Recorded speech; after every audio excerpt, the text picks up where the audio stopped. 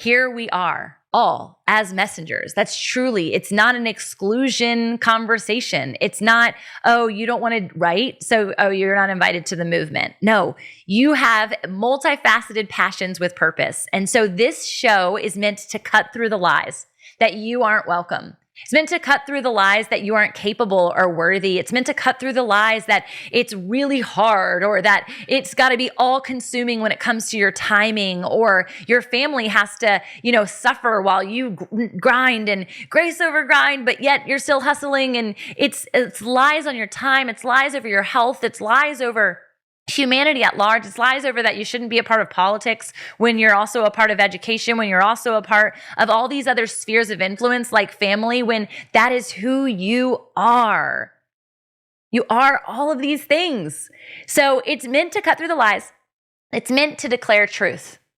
If you've been following for any amount of time, you know that truth is so critical. It's imperative. Without me ever telling you, what's the difference between truth and a lie. So why even say to cut through the lies? Obviously, truth is the next thing, but it's the declaration of truth that matters.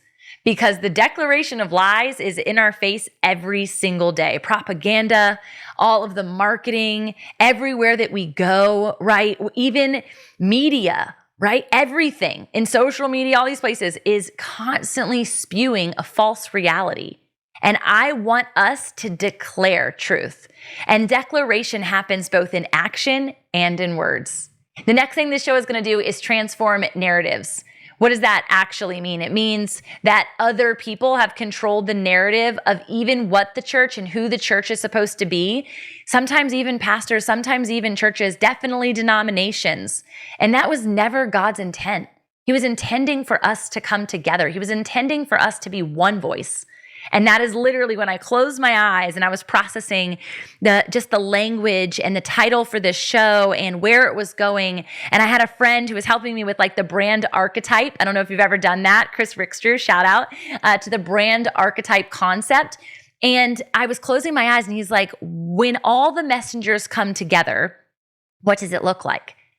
And I was like, gosh, I just hear everyone speaking. I just hear tongues and voices, and I hear one voice. And I just kept saying that, one voice, one sound. The sound of heaven is not going to have a delineation of the best singer or the vocal backup artist or the guitarist or the harpist. It's not how it's going to be. It's going to be on one accord. And I know that God is coming back for a perfect bride. And even our missions and our businesses must coexist with the Creator and our brothers and sisters. One entity isn't going to make it work. My one movement isn't going to sustain Jesus coming back. I mean, he can do that on his own. He doesn't need us, but he wants to partner with us. And our stories for this particular season are here to be catalyzed, meant to be catalyzed. But as my incredible pastor shared recently, it's not that side of the actual verse that matters. It's the prerequisite of the for such a time as this. It's the laying down of your life, the fact that you are willing to die to change the narrative, to declare the truth, to literally eliminate the lies. By eliminating the lies, we have to eliminate the liar. That's hard. But that's why this microphone is a machete.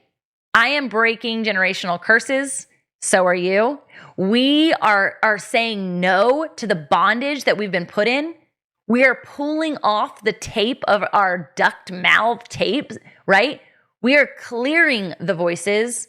We are taking off the straitjackets. This sounds so mutated and really way more intense than I intended for it to be, but it's true. When I look to God's children, when I look to the marketplace, when I look to people who are far from God, I literally see them tied up and voiceless.